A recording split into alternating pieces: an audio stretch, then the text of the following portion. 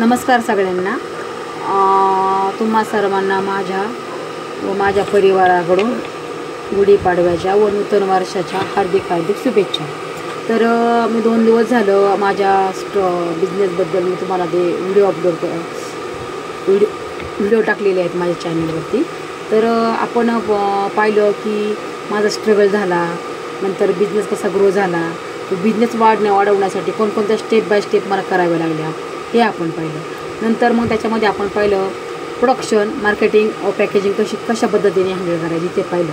तर आपण आज बघणार आहोत की प्रोडक्शन, मार्केटिंग आणि पॅकेजिंग हे झाल्यानंतर आपला व्यवसाय सुरू करायचा आहे. ते व्यवसाय सुरू करण्यासाठी आपल्याला स्वतःची जागा नसेल किंवा असेल जागा लागते, शेड लागतं पत्र्याचं किंवा तुम्ही कशाचंही बांधू शकता तुमच्या पद्धतीने.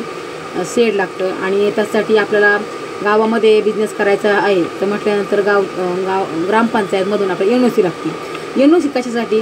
तर आपण जे काही मशिनरी वापरणार आहोत त्याचं ध्वनी प्रदूषण म्हणा किंवा शेजाऱ्या पाजाऱ्यांना त्रास नाही झाला पाहिजे. तर शेजारी पाजारी वयोवृद्ध माणसं असतात, लहान बाळं असतात, त्यांना त्याचा काही त्रास झाला नाही पाहिजे.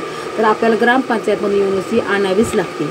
आणि नंतर आपण जो बिझनेस, आता उदाहरणार्थ आपण डेअरीचा व्यवसाय करणार आहोत, तर डेअरीचा व्यवसाय करण्यासाठी आपल्याला शेतकऱ्यांकडनं दूध कलेक्ट करावं लागेल. त्यासाठी आपलं सकाळी उठणे, शेतकऱ्यांचे नंबर घेणे, शेतकऱ्यांचे नंबर घेऊन ते कॅच करणे आणि नंतर मग आपल्याला आपली त्याची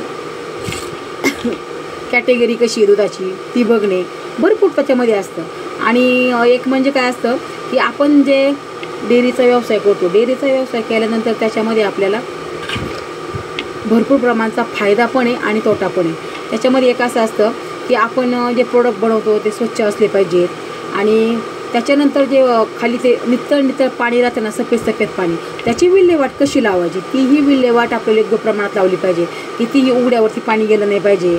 आणि त्याचा फायदा असा असतो, आपण समजा ते डेअरीचा व्यवसाय सुरू केला ना तर त्याच्यामध्ये सफेद पाणी राहतं, नितळ पाणी, ते पाणी आपण एका पाईपने गावाच्या बाहेर काढून द्यायचं आणि तेच पाणी समजा आपण जनावरांसाठी जर 5 जनावरांना उपयुक्त असतं. आणि हे झालं डेअरीविषयी. समजा आपण कोणताही व्यवसाय करू त्यासाठी आपल्याला स्वच्छ जागा लागणार आणि लेबर लागणार. त्यासाठी आपण किती लेबर घेणार आहोत, त्या लेबरचे पेमेंट ठरवायचे. म्हणजे अशा भरपूर अजून एवढ्या गोष्टी आहेत ना व्यवसायामध्ये. आपला असं कसं एवढे व्हिडिओ पाहून तुम्हाला असं वाटलं असतं की आम्ही चला लगेच बिझनेस करू शकतो, पण असं नसतं. लेबरचं पेमेंट किती ठरवायचं आणि त्याच्यामध्ये स्वतःची, आता आपण व्यवसाय करणार आहेत, व्यवसाय करण्यासाठी आपली फिक्स कॉस्ट काढायची. फिक्स कॉस्ट म्हणजे आपल्याला व्यवसाय करण्यासाठी लागणारं साहित्य, जागे भाडे, लाईट बिल, याच्या सगळं आपल्याला खर्च काढावा लागतो. आता उदाहरणार्थ आपण टेलरिंगचा विषय घेऊ, तर आपल्याला समजा टेलरिंगचा विषय घ्यायचा आहे आणि आपल्याला क्लासेस घ्यायचे आहेत, तर त्याच्यासाठी आपल्याला जवळजवळ भरपूर जागा लागणार. जागा झाल्यानंतर आपल्याला समजा आपण रेंटने घेणार आहोत भाड्याने किंवा आपलं स्वतःचं जरी असलं तरी त्याचा आपल्याला भाड्यांचा हिशोब काढायचा. आणि नंतर त्यासाठी आपल्याला कस्टमर येणार आहेत आपल्याकडे, तर त्यांच्यासाठी बसण्यासाठी आपल्याला सोफा वगैरे, बेंच म्हणा काहीतरी घ्यावं लागतं.